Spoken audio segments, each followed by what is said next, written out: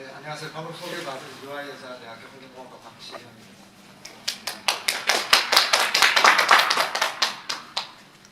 우리가 살고 있는 곳에서 멀지 않은 곳에 있는 도시고 하천인데요.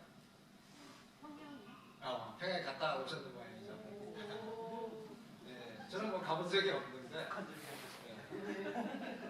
아마 그 주제하는 평양에 주제하는 그 외신 기자가 호텔 밖에 풍경이 너무 예뻐서 사진 찍어서 올렸는데 제가 이 사진을 보니까 어디나 우리 한강변하고 그렇게 크게 차이가 나지 않을 것 같죠. 도시가 있고 또 하천도 뭐 자세히 또 가보면 또 달라질 수 있겠지만 굉장히 깨끗해 보입니다. 하천을 연구하는 사람 입장으로 한번 가서 수질도 한번 측정해보면 어떨까 이런 생각이 들어서 아주 인상적이었던 그런 사진이었습니다. 제가 오늘 그 발표 주제로 약간 제목을 바꿔줬는데요. 흐름과 이음에 대한 생태학적 단상이라고 어제 제가 급하게 제목을 붙였는데요.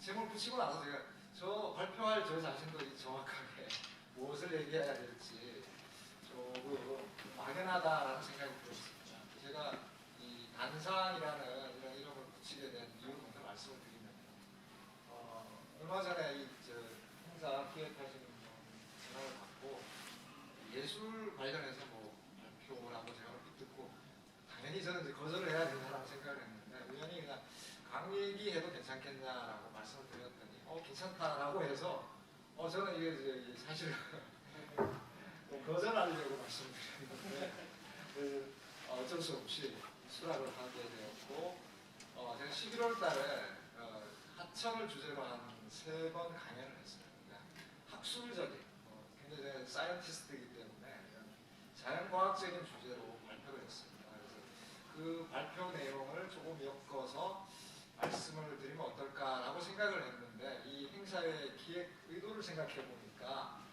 어떻게든지 여러분들에게 조금 아이디어를 줄 수 있는 그런 주제가 되어야 될 것 같아서 말 그대로 이제 이 브레인스토밍하며 새롭게 아이디어 떠올리고 이제 서로 얘기하고 그렇게 하잖아요.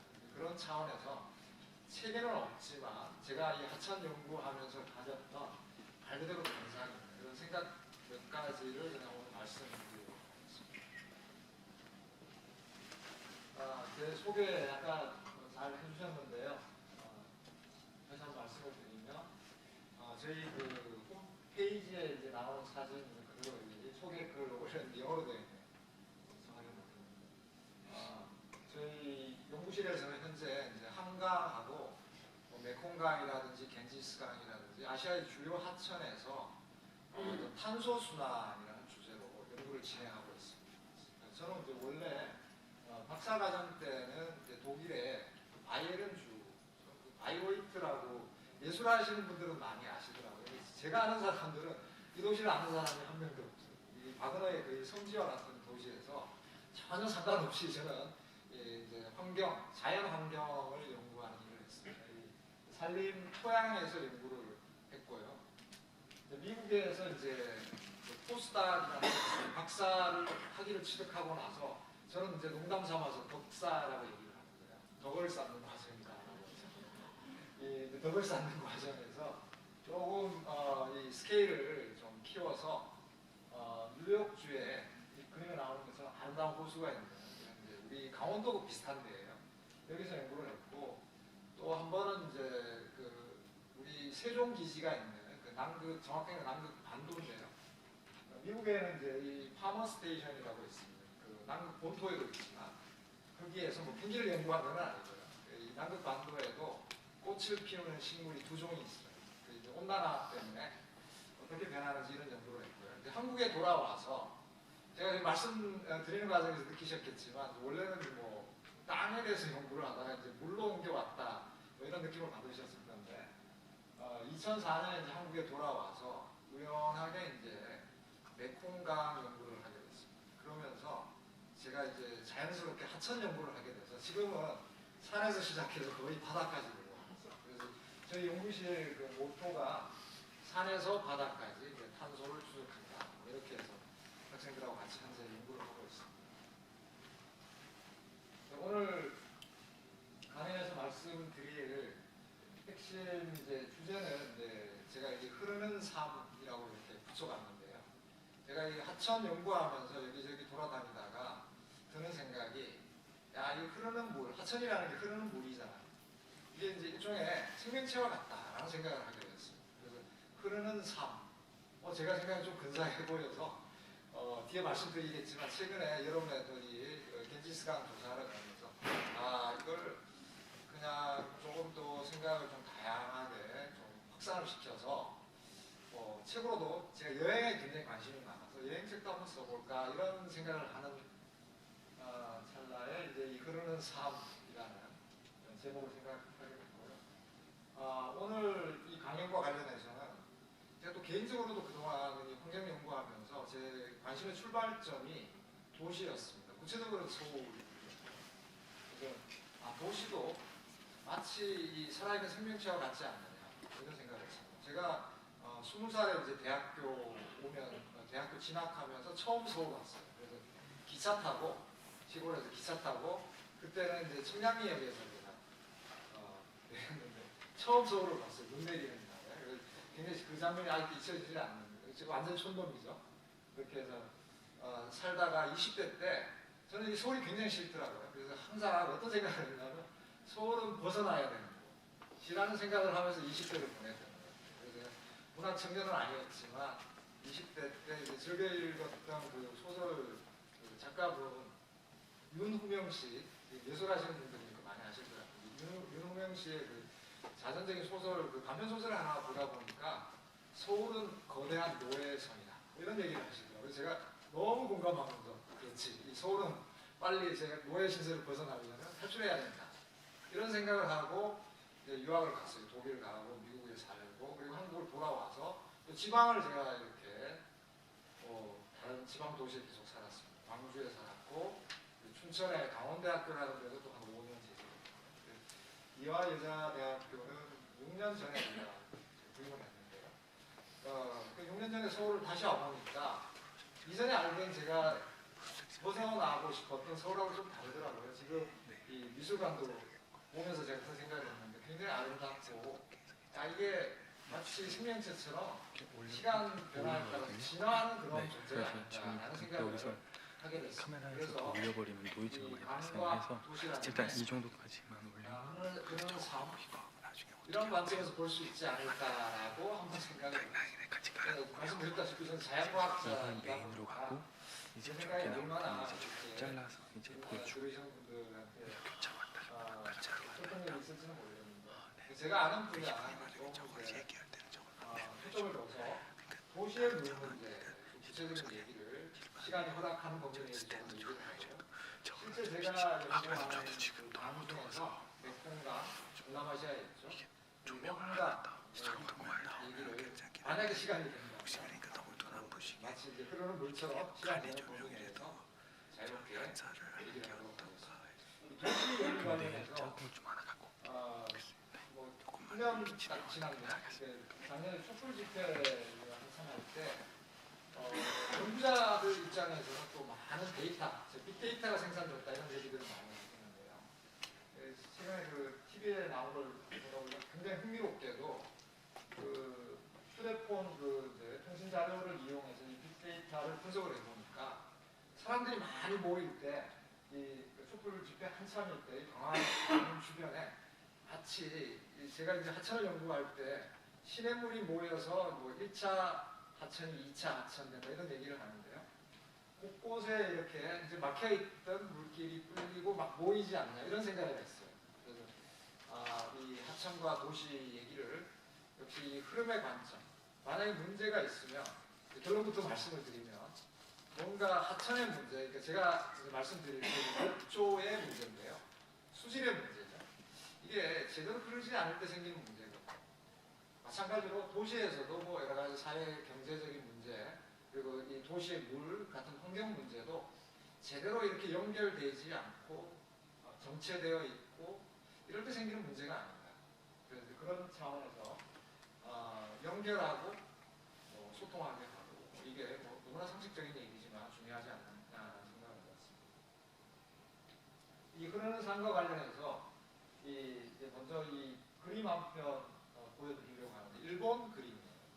보신 적이 있으신지 모르겠는데 제가 원래 이제 군대에서 그 주특기가 사진병이었습니다. 정훈병과의 사진병이었는데 20대 때 영화 쪽에 좀 관심이 있고 군대 갈 때 조금이라도 편하게 해보겠다는 생각으로 남대문에 있는 그 사진학원에 비싼 돈 내고 그래서 이 주특기를 획득해서 군대를 딱 갔는데 상급 부대에서 내려가면 내려갈수록 자리가 없더라고요. 저에게는. 그래서 저는 속으로 이 빽이 없어서 이게 굉장히 이 정훈병과가 이기는 그 보직이다 보니까 야 이거 나는 갈 데가 없구나 해서 결국은 최말단 보급부대에서 참고병 일을 했어요. 그래서 그게 저한테 굉장히 한이 되어서 이 사진에 대해서 좀 관심을 가지고 사진 찍지는 않고요. 유일한 제 취미생활이 사진 잡지를 보는 겁니다. 그래서 이 렌즈컬처라는 이 사이트를 보다 보니까 일본 사진 작가가 쓴 글을 우연히 봤는데 이분이 2011년에 후쿠시마의 그 원전 사고 발생한 이후에 자기가 그동안 생각했던 거, 믿었던 게 이렇게 일순간에 와해되는 그런 체험을 했대요. 그러면서 이 후지산이죠. 후지산에서 흘러나오는 이 강이 이제 도쿄까지 이렇게 흘러간다는데 이제 그 인도를 가면서 주변 모습을 사진으로 찍으면서 얼마나 이 현대의 그 도쿄 주변의 모습이 피폐해졌느냐 뭐 이런 얘기를 쭉 하는데요. 여기에 소개된 일본의 중세시대 뭐 11, 12세기에 교토에 살았던 분이래요. 저는 잘 모르겠는데 카모노 초메이라는 분이 일본에는 굉장히 유명한 옛날 그런 이제 수필 같은 글이라고 합니다. 여기에 이제 나오는 글이 강은 이제 결코 멈추지 않고 끊임없이 변화한다. 뭐 너무나 상식적인 얘기입니다. 우리 이제 무상하다 그런 개념인데 생명체도 사실은 그런 거잖아요. 우리 내 스스로 내 몸을 잘하는 것 같지만 내 몸이 순간순간 변하잖아요. 순간순간 세포는 끊임없이 변화하고 이 생각을 이상이 오래전에 이미 하고 글로 이렇게 남겼더라고요. 네, 이상 잘 아시겠지만 건축가였죠. 저희 뭐 이런 말을 하면 될지 모르겠는데 요즘 말로 하면 이제 공돌이였던 셈이죠. 그러니까 이 자연과학에 대한 어떤 정보도 좀 있고 그래서 그 당시 어떤 생물학적 정보에 기초해서 이분이 한 7년 정도 우리의 몸을 구성하는 세포가 한 7년 정도 될 거다라고 생각을 하셨던 거예요. 그래서 7년 동안 나하고 전혀 앞으로는 상관없을 그런 육신들과 관계없는 식사를 하리라 뭐 이런 얘기를 하셨는데 실제로 이 분자생물학 하는 분들이 조사를 보면 이 어른의 경우 이 세포의 평균 수명이 뭐 예를 들어서 뇌세포 같은 경우 굉장히 수명이 길다고 합니다. 평균적으로는 한 7년에서 10년 사이다. 그러니까 그 이상이 수습했던 그 평균 수명과 크게 차이가 나죠. 그래서 내가 나라고 믿지만 실제로는 끊임없이 변하는 존재. 뭐 강이나 사람이나 모든 생명체가 유사하다라는 생각을 보게 됐고요. 앞서 말씀드린 대로 여름에 제가 이 겐지스강 조사하면서 이런 생각을 조금 더 구체하게 됐습니다. 제가 지금 진행하고 있는 연구 사업에서 메콩강, 황하강 그리고 이제 이 겐지스강을 연구를 하는데요. 올해 그 7월, 8월, 7월 말에서 8월 초까지 한 3주 정도 겐지스강 최상류부터 인도 쪽의 최하류는 콜카타, 옛날에는 이제 캘커타라고 했죠. 여기 이제 후글리강이라는 게 지류인데요. 이 겐지스강이라는 게 굉장히 큰 하천입니다. 유량으로 따지면 세계 2위 혹은 3위. 장마철에 비가 많이 오면 이제 3위가 되는데요. 여기 보면 저기 티베트 쪽에서 흘러오는 이 브라마푸트라라는 강이 있고요. 그 다음에 이제 이 겐지스강, 인도에서는 이 강가라고 이 두 강을 우리가 합쳐서 이제 겐지스강이라고 그냥 편히 얘기를 하는데요. 방글라데시에서 이 두 강이 만나서 여기 이 벵갈강으로 이렇게 빠져나가. 장장 뭐 2,500km 이상인데 이제 제가 이 강가강하고 다른 한 이제 주요 지류가 야무나강. 이 야무나강이 이제 뉴델리, 그다음에 여기 아그라, 타지마할 그런 쪽으로 흘러서 이제 알라하바드라는 곳에서 합칩니다. 네루 수상의 고향인데요. 그 다음에 이제 우리 잘 아는 이제 바라나시 거쳐서 저 밑으로 내려. 제가 히말라야 수원지까지 올라가야 돼서 이제 가이드하고 같이 갔는데 가이드 중에 크라파 공부하고 사진 제가 보여드리고 했는데 빙하가 있는데 히말라야 한 5,000m 정도 되는데 거기서 흘러 내려온 물이 여기 이 강고토리라는 데인데요. 이 힌두교도들한테 굉장히 중요한 성지와 같은 데입니다. 그래서 여기를 가려고 내가 뉴델리에서 비행기 타고 리시케시라는 데를 갔었어요. 리시케시는 비틀즈 이 밴드한테도 굉장히 성지 같은 데예요. 그 비틀즈가 거기 가서 요가 배우면서 이제 화이트 앨범 이거 제작을 하는 데 필요한 중요한 그 곡들을 다 만들었다고 합니다. 거기에서 이분하고 같이 차를 타고 한 10시간 정도 가서 이제 거기서 쭉 하면서 이 두 강을 이렇게 히말라야 쪽에서 조사하고 뉴델리 거쳐서 이렇게 내려왔습니다. 여기 타지마할이 보이죠? 이 아그라강, 이 샤자한이 이제 처음에 세웠을 때는 강이 너무 아름다워서 그 가까이 세웠는데 실제 가까이 가보면 이 물이 너무 더럽혀져 있어요. 완전 똥물이. 뉴델리에서 이 야무나강이 이제 제일 더럽혀지는데 바로 하류거든요. 그 다음에 이제 바라나시입니다.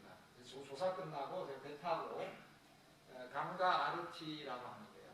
이제 그 힌두교도들이 그 일종의 이제 뭐 예식이라는 제사를 올리는 이제 강가 아르티라고 하는데 너무 경건해서 제가 조사할 때 바로 낮에 이 하천 손을 못 담고 있더라고요. 너무 더러워서 시신 저기서 태우고 어떤 내려오고 이런 물들이다 보니까 너무 더러워서 야, 이 물을 가져서 이 사람들이 목욕 제기하나 이런 생각이 드는데 목욕만 하는 게 아니라 막 그 자리에서 막 마시고 그러더라고요. 가보신 분들은 아시겠지만 좀 끔찍했어요. 저희 목적은 오염의 영향을 조사하는 거라서 더러워서 사실 좀 반가웠어요. 제가 원에 틀린 거라서.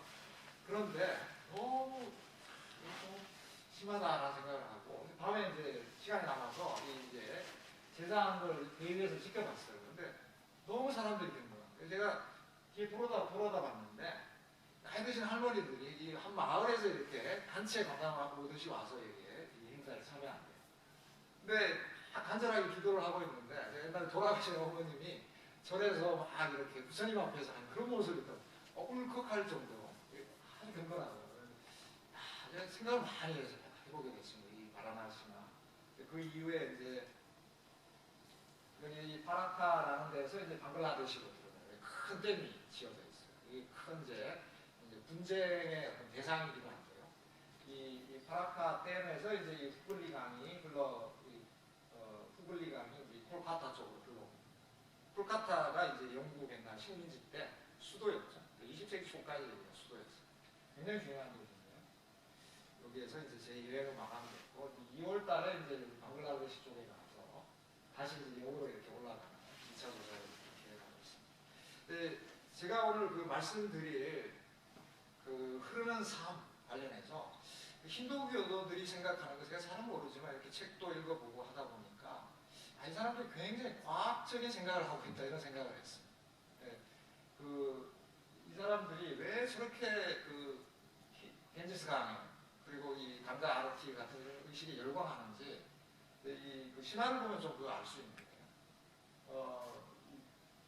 그 옛날에 뭐 어떤 왕이 이제 그 불로장생을 꿈꾸다가 인드라 신처럼 되면 이제 불로장생을 할 수 있으니까 그러다가 신의 노염을 받아서 자식들이 다 제가 되고 근데 그 후손 중에 한 명이 바가라트라는 사람인데요. 그 사람 그 이름을 딱 여기 제가 갔는데 이 하천 이름이 바가라티라는 거예요. 이 바가라트가 이제 우연히 그 천상에 있는 강, 그게 이제 강가, 그 강에 죄를 뿌리게 되면 다시 태어날 수 있다라고 해서 이제 그 강과 강을 어떻게 지상에 가지고 올까 고민을 하게 됐다고. 그래서 그 힌두교의 3대 신 중에 브라마 창조의 신이죠. 부탁을 해서 강가야 너 내려가라 됐는데 강가가 내려가면 지구에 물난리가 나는 상황이었는데 근데 이때 등장하는 중요한 신이 시바 신이었다. 시바 신은 힌두교들이 제일 사랑하는 신인데 제가 잘 이해할 수 없었던 이 파괴의 신이에요. 이 사람이 강가가 이 지상에 내려가게 하는데 굉장히 도움을 줬대요. 자기 머리에 물을 받아가지고 안전하게 히말라야를 거쳐서 이 겐지스 평원까지 흘러가게 해줬다. 그래서 이제 힌두교도들은 그 믿음, 이 물에 죄를 뿌리면 죽어서 다시 태어날 수 있다. 제가 읽은 책 중에 그 저희 가이드가 선물해준 이 콜카타의 한 서점에 가서 저한테 고맙다고 그 힌두교에 제가 관심을 보이니까 책을 하나 사줬는데 그 저자분이 얘기하시는 게 제가 굉장히 인상 깊었어요. 다른 걸 기대하는 게 아니라 영생이 아니라 보통 종교에서 피라미드 건축하고 뭐 무덤 크게 지어가지고 다 미라라든지 시신이라든지 영원히 이렇게 보관하려고 하잖아요. 영생을 꿈꾸는데 힌두교도들은 단지 두 번째 기회, 세컨드 찬스를 그냥 원할 뿐이다. 유한, 다시. 근데 그 전제는 흘러서 가는 그 순간에 영원히 자기가 합류할 때. 물순환을 보면 이게 제가 아까 과학적이다라고 말씀을 드렸는데요. 물순환이 굉장히 간단한데 지구 전체를 놓고 봤을 때 이 하천이라는 게 다른 게 아니라 바다에서는 비 내리는 것보다 더 많은 양이 증발을 해요. 그게 이제 해풍이 불면 육지로 이동해서 육지에서는 증발하는 것보다 비가 더 내리게 돼요. 근데 그 더 내린 비가 육지를 거쳐서 그게 강이죠. 바다로 흘러가는데 그러면 그 영원한 일종의 순환의 개념이죠. 그 순환상의 한 찰나에 내가 참여한다. 그러니까 세컨 찬스를 부여받을 수 있으면 더러운 물이라도 마시고 목욕제게 하겠다. 이게 강이 아니라 그 정신에 이제 동참한다라는 이런 생각을 해보게 됐습니다.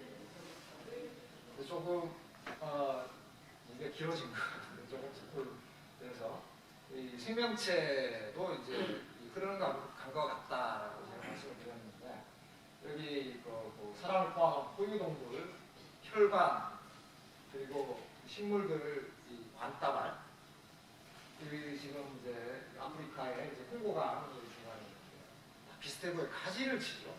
계속 가지를 치면 뻗어나가는 게 이 레오나르도 다빈치는 이제 이런 생각을 아주 오래전에 했다라고 하는데 직접 이 그림을 그려놓은 거 있는데 나무 가지를 보면서 가지 치는 이유가 뭘까? 그러니까 빛을 찾아서 자원을 찾아서 에너지를 찾아서 이렇게 끝없이 뻗어나가는 게 이게 생명 아닐까라는 생각을 했다라고 하는데 이 생명의 가장 기본적인 특성이다라는 생각을 해볼 수 있을 것 같습니다. 그러니까 빈 공간이 있으면 자원을 찾아서 에너지를 찾아서 사람의 경우는 이제 도시에서는 이제 정보를 찾아서 그 정보가 내가 필요한 자원을 주니까 이게 뻗어나가는 이제 그런 게 아닐까. 이걸 이제 우리 하천 연구하는 사람들은 하천의 이 네트워크다 뭐 이렇게 얘기를 하는 거예요. 이 하천 조금 이제 좀 딱딱한 얘기가 될 것 같은데요. 이 하천 연구하는 사람들에게 일종의 그 경전과 같은 논문인데요. 벤노트라는 미국 육수학자, 육수학이라고 하면 육수가 해수 대비해서 육수를 얘기하는데요. 어떤 생각이 드세요? 육수. 냉면 육수 생각을 하셔서 실제로 원래 육수학회가 있었는데 저도 그 학회에 지금 속해 있는데 이름을 바꿨어요. 하천 호수학회 이렇게 오해를 불식하려고 이 유명한 육수학자입니다. 이분이 하천은 연결이 되어 있다.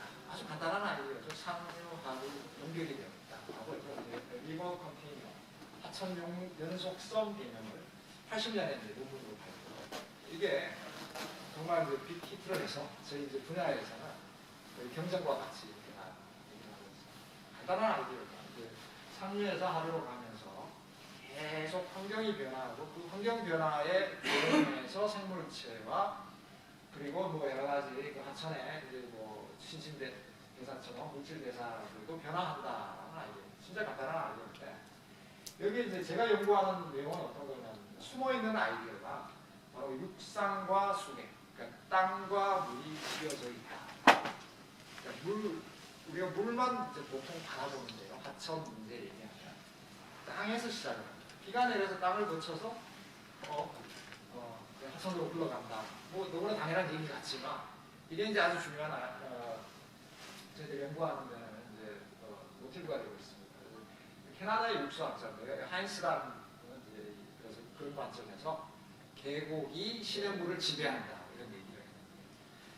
굉장히 상식적으로 이해할 수 있는 얘기입니다. 우리 선조들도 잘 알고 있었죠.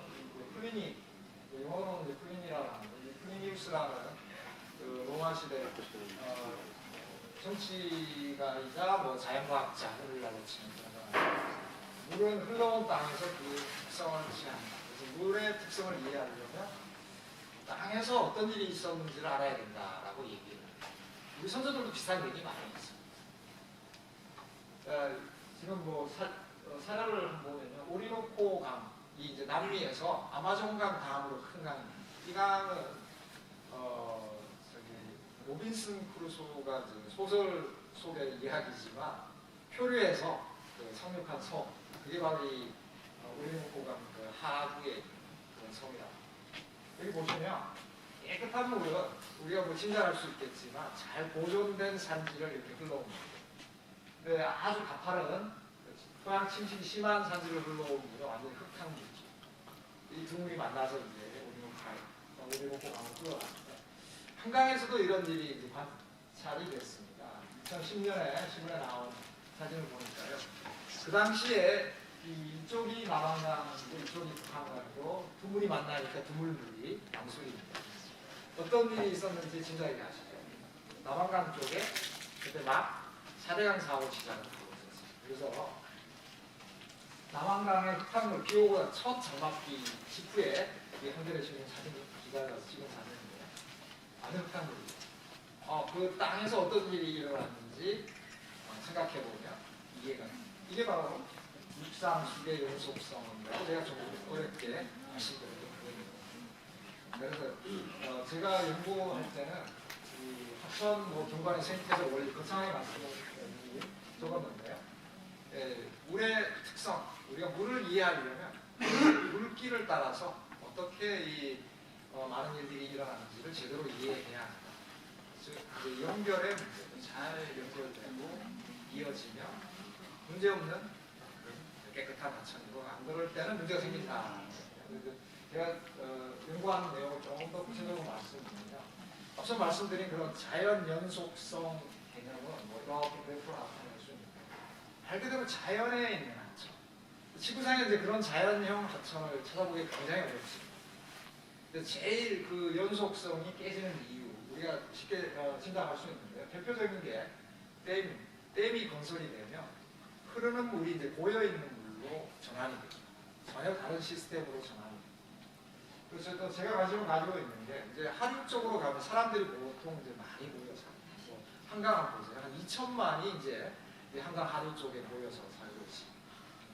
오염의 문제, 이 댐 오염 같은 이 인위적인 교란 요인에 의해 가지고 이 교과서에서 공부하는 이 자연적인 연속성은 더 이상 기대할 수 없다라고 저는 믿고 이제 현재 다양한 연구를 진행하고 있습니다. 자, 이 목조락대 얘기 많이 되고 있는데 불가피한 상황, 이 목조 발생의 가능성밖에 없는 불가피한 상황이 될 수 있습니다. 여름철 아주 목조가 창궐하기 좋은 조건에 오염 물질은 다 유입이 되고 물은 아주 잘 흘러가지 않고 자 그러면 목조 불가피할 수밖에 없지 않나. 이렇게 해서 이제 물 얘기 먼저 말씀을 드렸고요. 그 다음 아까 제가 거대한 노예선과 같은 소굴 말씀을 드렸었는데 도시 얘기를 잠깐 말씀드리도록 하겠습니다. 현재 지구에서 얼마나 이 도시화가 진척이 되는지 확인해 볼 수 있는 방법 중에 하나가 밤에 비행기 타고 가면서 보는 것. 더 나은 방법은 이제 인공위성으로 찍은 사진을 보면 지구 전체가 사람에 의해서 이렇게 정복이 되어 있다. 요즘 인류세 이런 얘기를 많이 하는데요. 굉장히 자연과학자들뿐만 아니라 인문 사회과학 하시는 분들도 많이 얘기해요. 제가 이전에 젊은 시절에 아직도 젊지만 20대 때 읽었던 이태준이라는 분이죠. 우리 일제시대 때 명문장 수필가로 유명하신 분 문소록이라는 책을 읽다 보니까 이분이 동경 유학 갔다가 한국에 돌아오면 한국이다, 고향에 돌아왔다라는 생각을 기차를 타고 가다가 기차가 이제 어디 지방에 여기 정차하게 되면 깜깜하다 주변에 도쿄에서 완전히 불야성 같은 그런 데 있다가 한국 돌아오면 깜깜하다. 야, 고향에 돌아왔다. 이런 얘기를 하셔서 제가 아주 오래전에 읽었지만 기억이 남았는데 과연 그런가요? 이제 여기 보시면 여기 한반도에 있고 북쪽도 이제 불이 좀 강하게 불리고 아까 말씀드린 이 인류세에 대해서 영국의 이 이코노미스트 같은 데는 벌써 2011년에 이렇게 즉 기사를 다 내고 굉장히 일반화되고 있는 개념인데 이 얘기를 처음 하신 분이 이제 그 네덜란드 출신의 독일에서 활약하시는 대기 화학자입니다. 노벨 화학상을 타죠. 그래서 유명해지신 분인데 이런 분들 한마디 하면 영향력이 굉장히 큽니다. 제가 아무리 창의적인 얘기를 해도 아무런 소리 듣지 않는데 이분이 2000년에 우연히 이제 여러 학회에 갔다가 우리 지질학적 연대에 얘기할 때 현재 우리가 살고 있는 시대는 한 10,000년 전부터 지금까지 굉장히 온난화 시기 홀로세라고 지금 우리가 살고 있는 시기는 인간이 아주 그 지구의 역사를 결정하는 완전히 변화한 시대다라고 해서 인류세라는 말을 만들어냅니다. 그래서 2002년에 네이처를 발표를 하고 그래서 지금 아주 일반적인 용어로 됐어요. 이 사피엔스라는 책 많이 보셨을 텐데 이 책에도 보면 인간의 몸무게 다 합치면 3억 톤 정도 되는데 사람이 이제 키우는 가축이 7억 톤. 야생동물은 1억 톤이 채 안 된다. 완전히 이제 사람에 의해서 지배되고 있는 그런 세계입니다.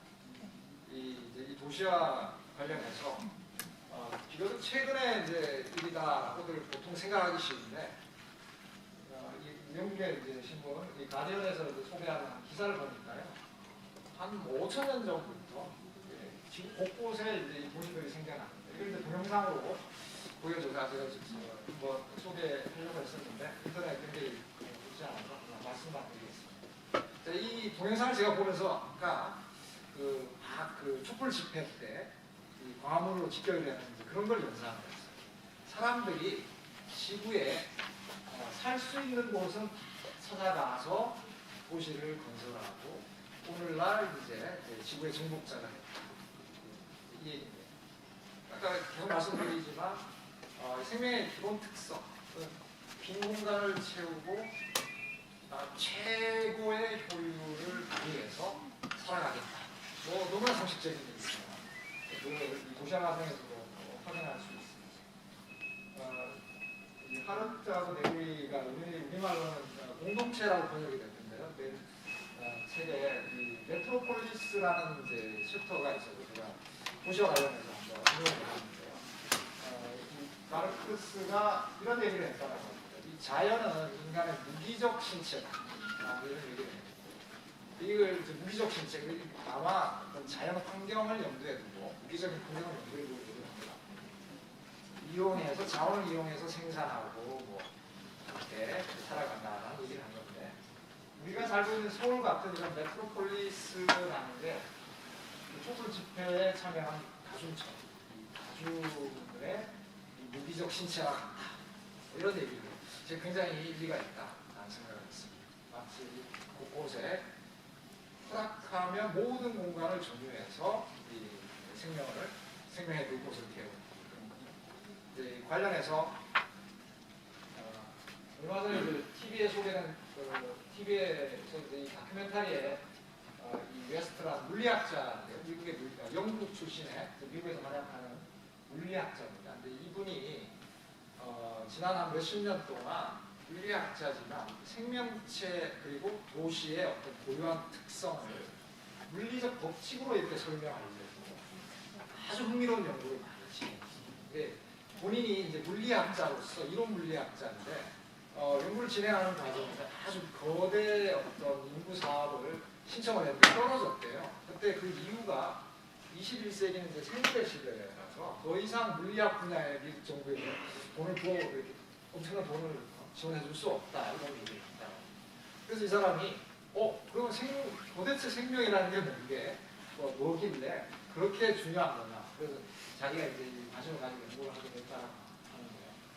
이 자료를 보시면 간단한 내용입니다. 우리 동물들 생쥐부터 아주 거대한 코끼리까지 몸무게에 따라서 이렇게 쭉 배열을 해보면 이 X축이 1, 2, 3, 4가 아니라 1, 10, 100, 1000 이렇게 10배씩 생각합니다. 사실 엄청나게 차이가 큰 거죠. 그리고 Y축에 여기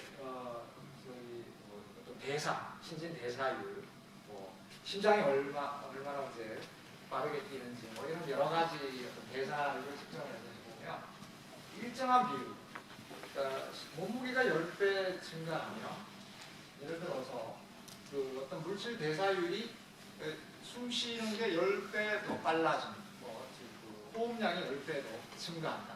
이렇게 생각하시면 되는데 흥미로운 게 10배 몸무게가 증가하면 항상 일정하게 75%만 그 대사율이 증가한다. 이런 아주 다양한 자료를 가지고 이분이 연구를 하셨는데 거의 물리적 법칙과 같아요. 75%.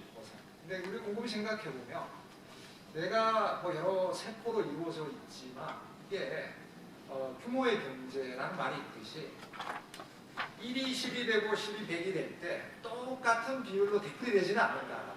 규모가 커지면 우리 경제가 규모가 커지면 효율이 굉장히 증가하잖아요. 마찬가지로 그렇게 증가한다. 대사율이 아주 효율적으로 증가한다. 도시에 이걸 한번 적용을 해봤습니다. 근데 마찬가지로 일정한 법칙성이 관찰이 되는 거예요. 예를 들어서 뭐 도시의 주유소 숫자라든지 아니면 도로 길이라든지 우리 소위 말하는 이제 인프라스트럭처의 경우에는 거의 동일하게 10배 도시 규모가 증가할 때, 인구수가 10배 될 때, 그 인프라는 10배가 아니라 75%라고 아까 말씀드렸는데, 이번의 경우는 85% 이렇게 증가합니다. 반면에, 이 도시에서 우리가 생산하는 거죠. 뭐 예를 들어 임금이고, 돈을 얼마나 버는지, 그리고 밑에 경우에는 뭐 어떤 특허의 숫자, 어떤 창의적인 활동, 이거의 경우에는 10배 증가할 때 그 숫자, 양이 10배 이상으로 증가합니다. 그것도 일정한 법칙을 가지고 한 115% 증가. 자, 그러면 우리가 왜 사람들이 그렇게 문제가 많음에도 왜 이 수도권에 계속 몰려드는지 충분히 이 법칙으로 설명할 수 있는. 이 도시 생태계 너무 제가 말씀을 길게 드려서 이제 짧게 정리를 하도록 하겠습니다. 이 도시라는 게 이제 끊임없이 이제 성장을 하는 이제 생명체와 같다는 거고요. 서울과 같은 메가시티 아까 말씀드린 것처럼 이 도시 인프라는 규모에 비해서 적은 양이 필요해요. 효율 때문에. 그럼 우리가 이제 생산하는 여러 가지 뭐 GDP라는 거는 투자 대비 항상 100%를 상회할 만큼 생산을 한다. 근데 여기서 문제가 뭐냐면 오염도 마찬가지고 이 폐기물입니다. 폐기물도 100% 이상, 그러니까 세계 평균보다 훨씬 상회하는 어떤 폐기물 문제가 생긴다. 그러니까 환경 오염 문제도 그렇거든요. 뒤에 이제 몇 가지 사례를 이렇게 제가 소개하려고 뭐 로마의 어떤 흥망성쇠 얘기 많이 하는데 우리 난지도 같은 뭐 이런 아주 폐기물이 모여서 매립장이죠. 이게 마치 산처럼 되어 있는데 여기 재활용이 안 되는 그 기름을 담아놨던 항아리를 쌓아놓은 매립지라고 이게 이제 계속 오랫동안 남아가지고 말 그대로 이제 재생 서스테이너블하지 않은 그런 문제를 일으켰다라고 합니다. 현재 우리가 주변에서 볼 수 있는 이런 그 도시 쇠락의 문제, 오염의 문제 개인적으로 이제 관심이 많아서 뭐 미국의 대표적인 쇠락하는 도시로 이제 디트로이트 연구자들도 연구를 많이 하더라고요. 개인적으로 관심이 있어서 사진도 찍어가고 제가 직접 찍은 사진인데 그 기차역의 경우에는 1914년 처음 생겼을 때 그 당시 전 세계에서 제일 컸던 역이라고. 현재는 어떨까요? 현재는 완전히 비어. 그래서 여기 포르노 페어 포르노가 이런 걸 전부로 사진 찍으러 가는 사람들이 많다. 저 포함해.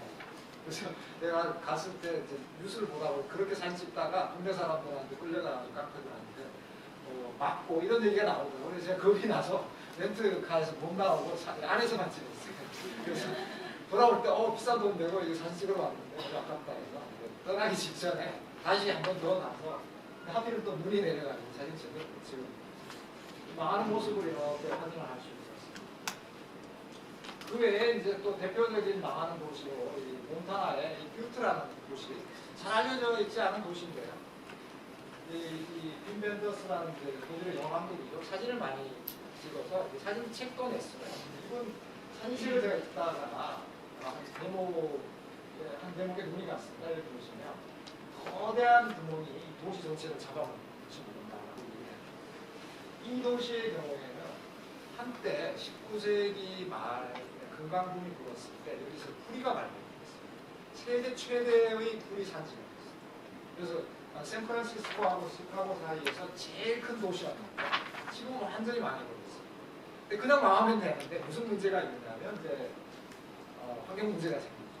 이 해방 지역에 항상 생기는 문제가 곡성 광산 폐수가 제가 사진을 아주 근사하게 찍어서 아주 아름다운 호수처럼 보이지만 여기 완전 산성에 폭풍 불과 같습니다.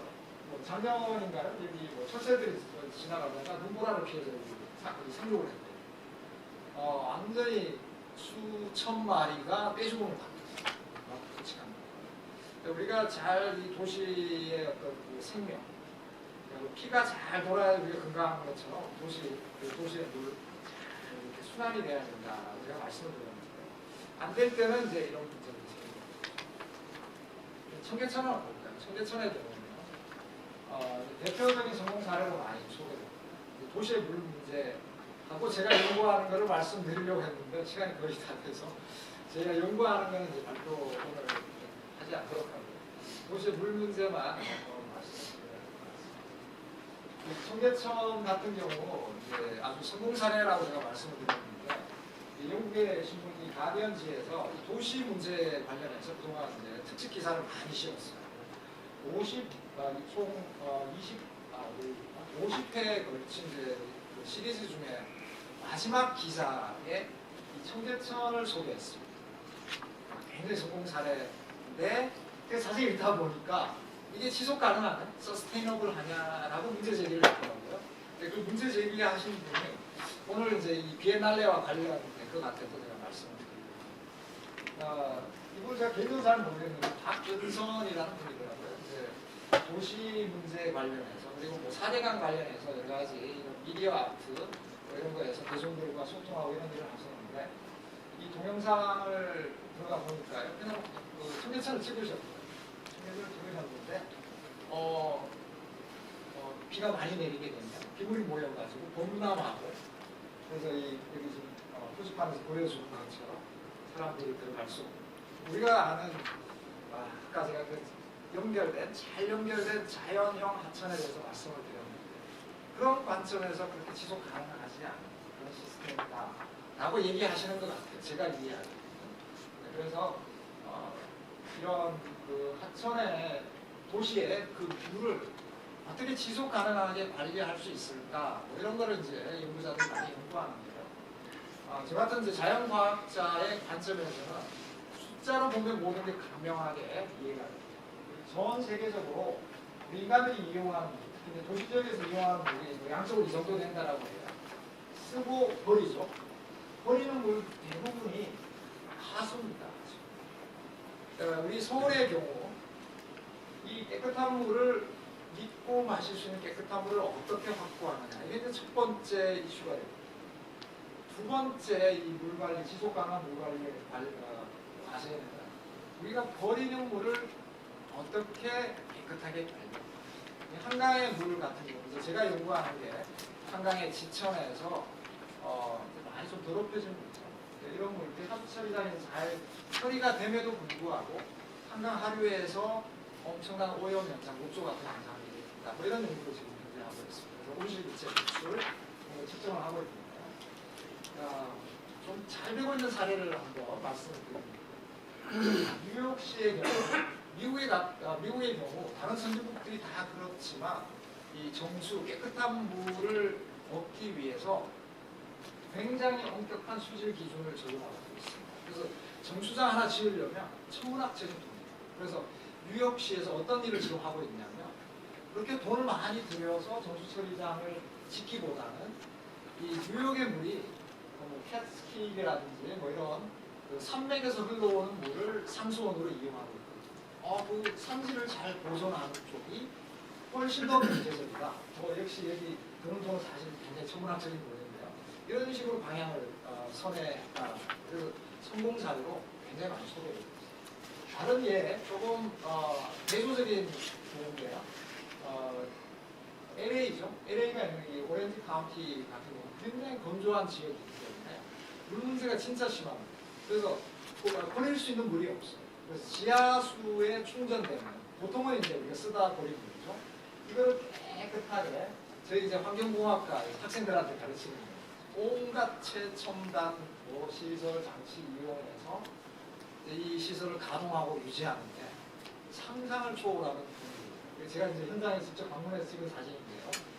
이 두 경우를 보면 우리가 믿고 마실 수 있는 깨끗한 물은 아까 말씀드린 것처럼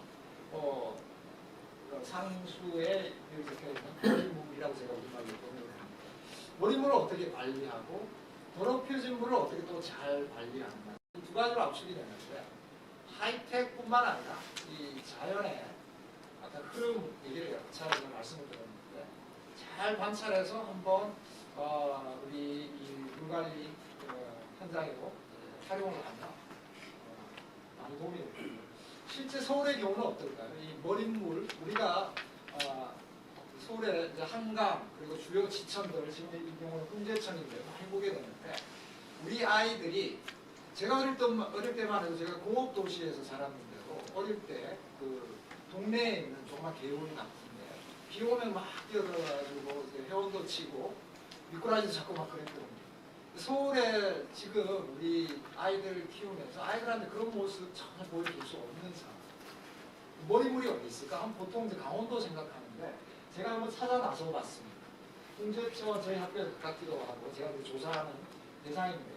쭉 올라가 보면 이 연희동에 가면 이 안산 제가 산책하러 몇 번 다녀보면 뭐 깨끗한 물도 흘러내려오고 그러더라고요.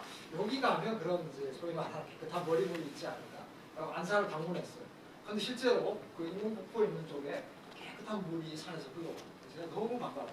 여기 조사하자. 라고 하다가 내려오는 길에 여기 계시는 그 경찰분이 한 분 있길래 제가 여쭤봤어요. 이 물 산에서 흘러오는데 저 1년 12달 잘 흘러가고 계시나요?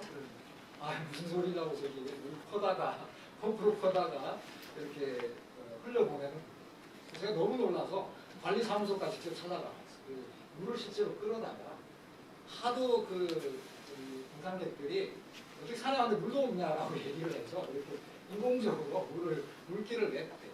그런 상황이에요. 더 올라가 봤어요. 더 올라가 보면 제일 위에 여기 이제 그 부자 동네죠. 평창 마지막 물길이 끊기는 데가 여기 롯데캐슬 여기에서 끊기더라고요. 그런데 이제 우여곡절 끝에 다른 이제 연구하시는 분들한테 얘기를 들어보니까 바로 이 청와대 뒤편 쪽에 부암동 쪽에 가보신 분들 계실 건데 백사실 계곡이라는 데요. 저는 이전에 못 가봤었거든요. 근데 여기 가보면 제가 깜짝 놀랐어요.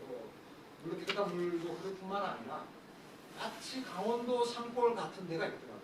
거기 농사도 짓고 꽤 넓은 농지도 있고 산중에 이렇게 물이 흘러나와요. 아주 강원도 인제 같은 데서 이런 데를 우리가 잘 앞으로 지켜야 되겠구나 이런 생각을 해봤습니다. 성공적인 사례로 소개할 게 많지가 않아요. 뜻밖의. 지금 아까 말씀드린 가디언 특집 기사 보다 보면 이 그림 보시면 어떤 생각이 드세요? 짜증게 했다는 생각이 들어요. 스마트 시티 얘기를 많이 하는데 우리가 아직 구체적인 계획들을 가지고 있지 않아요. 선진국조차. 상당히 앞서가는 나라가 네덜란드 아주 좁은 지역 저지대에 살다 보니까 물 문제로 고심을 많이 하잖아요. 여기에서 이 사람들이 아주 그 마을 주민들하고 예술가들, 과학자들, 행정가들이 다 집단 지성을 발휘해가지고 하나의 프로젝트를 실행을 하는데 평상시에는 뭐일 거예요? 비가 내리면 빗물을 모아가지고 그거를 이제 마을 주민들도 이용하는 방식으로 이런 게 앞으로 이제 끊기고 정체한 이 물을 이어주는 그리고 도시의 물 문제를 해결하는 그런 방안이 되지 않을까 말씀을 드리고요. 자, 제가 준비한 제가 연구한 내용은 시간 관계상 말씀 못 드릴 것 같고요. 결론적으로 두서없이 아까 제가 서두에 말씀드린 것처럼 말 그대로 제가 이제 연구를 하면서 여러 가첩 보면서 든 생각들을 책에 없이 간사한 형태로 소개를 해드렸습니다. 문제가 있으면 역시 서두에 결론을 제가 이미 말씀을 드렸지만 연결을 하는 거예요. 연결을 할 때 근데 우리가 머릿속에 좋은 모델이 있으면 좋은데 안타깝게도 우리가 서울에 살아가면서 많이 이렇게 끊기고 단절되고 이런 것들이 어떻게 하면 이어질지 사회 경제적인 어떤 문제뿐만 아니라 도시의 물 문제 같은 환경 문제에 있어서도 좋은 어떤 답안을 우리가 가지고 있지 못한 것 같아요. 우리 촛불 집회 같이 생명, 어떤 약동하는 생명처럼 분출해서 이렇게 어떤 형태로만 꼭 해결할 것이 아니라 보다 이제 합리적인 형태로 우리가 이 자연을 관찰하면서 또 여러 이런 예술하고 과학하고 자연과학하는 사람들이 모여서 얘기하는 과정에서 이제 그런 방안을 도출할 수 있으면 좋지 않을까 생각을 해봤고요. 이 서울 비엔날레도 이제 그런 측면에서 또 변화하고 약동하는 서울을 도움을 줄 수 있는 그런 행사를 잘 준비하시길 바라겠습니다. 감사합니다. 너무 길게 얘기하고